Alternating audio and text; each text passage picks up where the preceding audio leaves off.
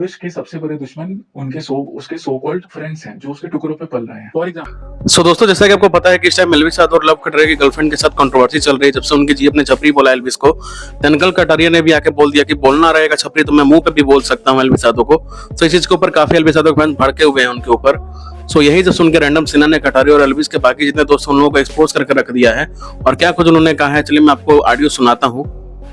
पूरे होशो हवास में बोल रहा हूँ, पूरा सुनना। खुले में इट वाज कटारिया जो मैनेजमेंट टीम नहीं रखने दिया। अरे भाईचारे में सब संभाल लेंगे, ये कर लेंगे, वो कर लेंगे। तुम मानो, तुम अगर किसी के सही वेल विशर हो ना तो तुम हमेशा उसको सही चीज सिखाओगे, ना ही उसकी चाटोगे। अब देखो, तुमको भी पता है, सबको पता है कि कटारिया भाई का इमेज कैसे बना है, या लक्ष्य अर्चित का इमेज कैसे बना है, या इसका क्या नाम है, एक और जो है अंकल जैसे हैं, उनका इमेज कैसे बना है। ठीक है, इन चारों का तो इमेज भाई एल्विश की वजह से ही बना है, और इन चारों का घर तो भाई एल्विश की वजह से ही चलता है। ठीक है, तो इतनी खुददारी तो होनी चाहिए कि जिसकी वजह से घर चल रहा है वो उसमें इतनी खुददारी हो। अब मेरे पास वीडियो आ गया था, कटारिया गर्लफ्रेंड छपरी बोली, छपरी बोलने के बाद तुरंत बोली कि इसको कट कर देना। ठीक है, वो कट करना बेचारा भूल गया। अगले दिन आके बोले मुझे भी पहले लगा छपरी बोली है, मतलब वो उसको समझ में आ गया कि हाँ छपरी बोली। चलो फिर वो बात को नकार दिया, अच्छी बात। ठीक है, उसके बाद फिर वो बोलता है कि अगर बोलना होता तो हम खुल के सामने से बोल देते। उस मतलब वो ऐसे बोल रहा है इस चीज में। ठीक है, अब मुझे ये जानना है उन फैन पेजेस का, जो बड़े बड़े फैन पेजेस हैं, जो #only Elvish matters, #only Elvish matters। अब क्या हुआ, ओनली एल्विश मैटर्स लिख रहे थे ना, मतलब कि तुम्हारा एल्विश से ही तुमको लेना देना है। तो तुम्हारे फेवरेट क्रिएटर के नाम पे जो तुमने पेज बनाया है जिसपे 40,000 50,000 फॉलोअर्स हैं, उसको अगर किसी की गर्लफ्रेंड छपरी बोल रही है तो उसको तुम कॉल आउट क्यों नहीं कर रहे हो? पैसे मिल गए क्या? पेमेंट आ गया क्या अकाउंट में? साइड से ट्रांसफर कर दिए गए पैसे? ऑडियंस को तो